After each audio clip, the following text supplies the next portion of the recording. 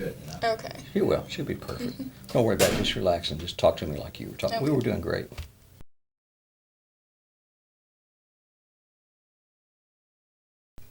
Hello and welcome to Leila's Talk Show. I'm your host, Leila Vaha today, and today I'm here with Steve Weakley. Steve is a senior news producer at NBC News. So, Steve, can you tell us a little about your job?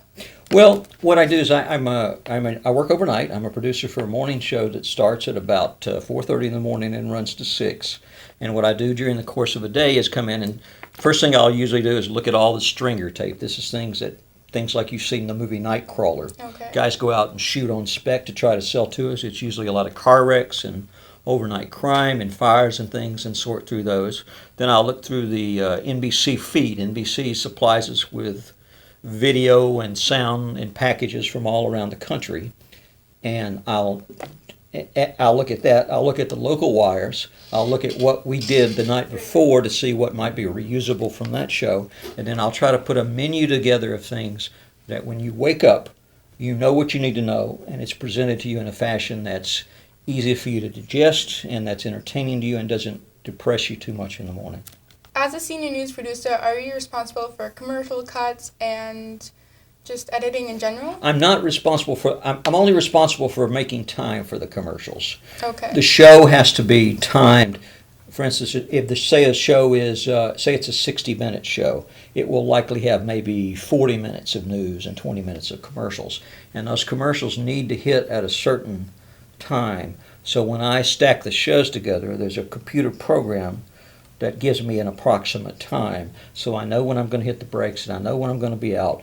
And if I see I'm running, even if the anchors talk too much or the reporters go too long or something like that, then I'll kill a story. I'll say that story's out, and they'll take that out and they won't read that. Or if I'm short, if for some reason everybody goes really short, I might tell the anchors to stretch, or I might put another weather in. But what you want to do, you try to time, particularly for the Nielsen ratings, which tend to go on the quarter hour. You want to be on television all the time at the quarter hour, and you want to be in the break at the couple of minutes preceding that. Is it a stressful environment for you? It was when I started. It's not now. I think like anything else, you get accustomed to it. I mean, it would be a high stress level, I think, for most people that are doing regular jobs, because it's fast paced and things are changing all the time. Somebody will call you and say, well, we've got a big fire out in Glendora or something like that. A brush fire just started. Wow. Or you'll see things on the helicopter, or you'll see things, you've got a big panel in front of you of screens. You may see something on the network, like on 9/11, I spotted the World Trade Center before NBC took it. It just happened to be up on the feed. But you're really kind of a conduit or an aggregator for everything that's coming in. And what you want to do is to be able to translate what you're seeing to what people want to know, so that they have an idea of what's going on for the day. Now, you mentioned earlier before the interview that how our generation is changing and it's more moving into a more digital age. How do you keep up with this, and how do you make your stories more interesting? Well, the first thing that I do is I try to be continually learning. In the past several years, I've taught myself After Effects, HTML, web editing, and Premiere Pro, and a lot of different newer programs that work with both the web and TV. And I think eventually it will be one device. Mm-hmm. The content will kind of be the same. You'll have more choices, but it'll all be one device. It'll be like your iPhone. You may watch it on your TV, but everything will be coming in through one source. And I think the thing that's happened with your generation is you have a shorter attention span. You have less interest in traditional news. You have more other things going on outside socially and everything than we did as children. And you're a harder audience to capture and hold, I think. What advice can you give to me and other students if they want to go work in the field of media? Well, I guess it depends on what field of media. I think if you want to work in news, the traditional path would be to study as much as you can in high school, go to a college. There's some very good schools that specialize in journalism. Northwestern is one of those. There's several other schools that have very, very good journalism departments, and that's always a plus. But that's not the way everybody does it. And if you wanted to go in town, for instance, I would say go to UCLA or go to USC and get an internship. That's the way most people do. They'll come in, they'll get an internship. They'll work at a major size station for a couple of years, or for a year maybe, as an internship to learn how things work. Then they'll go out like to Santa Barbara or Palm Desert or Fargo, South Dakota or somewhere, and they'll be producers, and they'll learn on the job how to produce, how to do all these things. And then they'll eventually make their way back as producers or reporters or writers or whatever they want to be. In news, there are normally a lot of negative stories about people that have died or just unfortunate tragedies. How do you deal with this? Well, news is by its nature the things that don't happen aren't news. It's only the bad things that happen that are news. The only thing that really bothers me anymore are stories about cruelty to children or animals.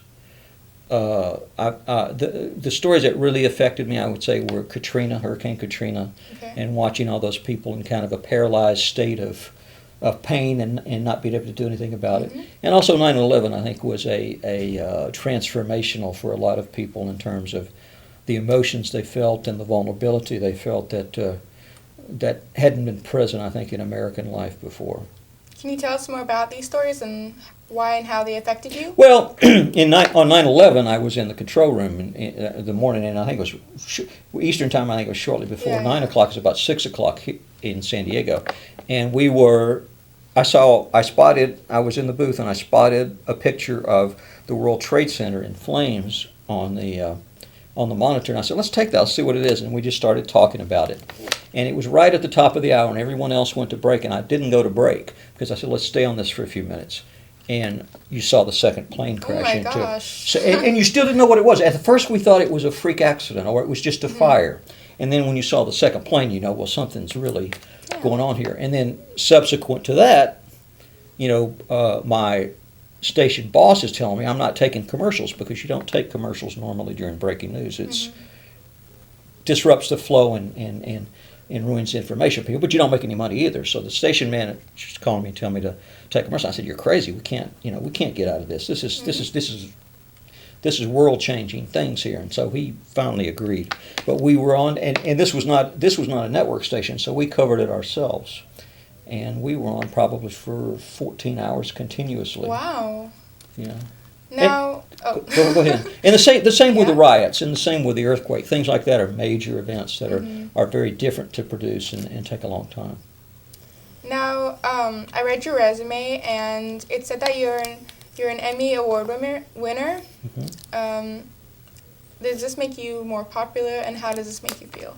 Well, it was quite an honor. It was for a show. I mean, nobody really can win an individual award in television, because everybody, like you see here, is part of a team, and you know that you couldn't come out here and just do this by yourself. So everybody contributes to it, and it's always nice to win.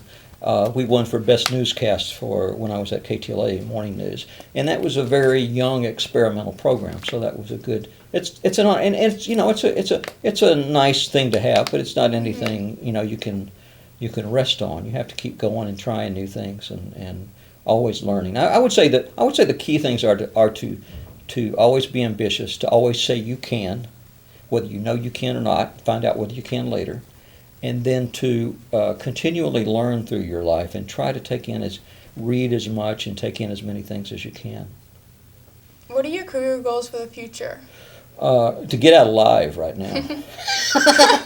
But I mean, I've pretty much done everything in news. I'm working on a novel now. There's some other things that I'd like to do in my life. I'm writing a novel about cloning Christ from the Shroud of Turin and doing some other things. And I do 3D animations, like from still images, like you've seen The Kid Stays in the Picture, where you see you take still images and make them look like video. Yeah. And I did that for a documentary that just debuted in town a couple of weeks ago called Lube Job, about how the oil industry is ruining Louisiana.